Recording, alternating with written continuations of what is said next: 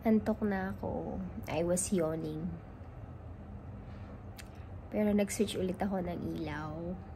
Kasi, baka mamaya hindi ko na maalala to. I came back home around 6. Knocked out. I was so tired. I don't know. Wala naman akong ginawa for no reason. Hindi nga ako nakapaghilamos eh. I was just, nagising ako ng 12 and I'm contemplating my dream. Short. So, nasa malaking white van kami. I don't even know who am I with. Different characters.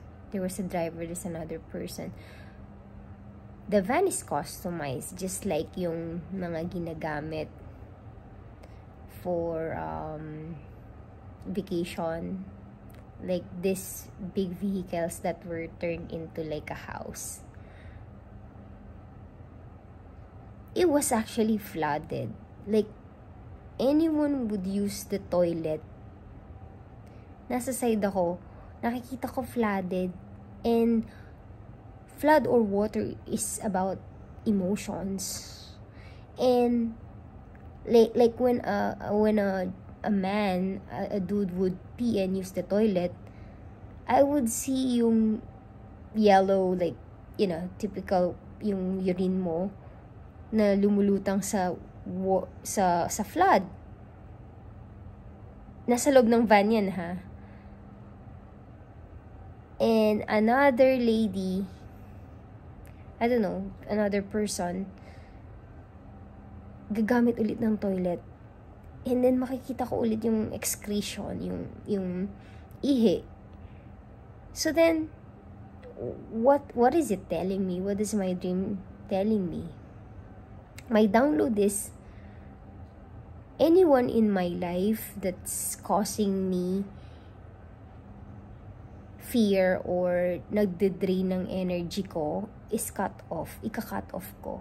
Oo, I must protect my energy to be able to rise.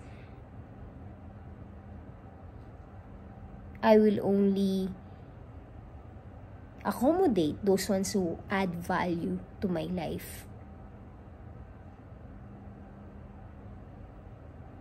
Anyone that is causing bad energy,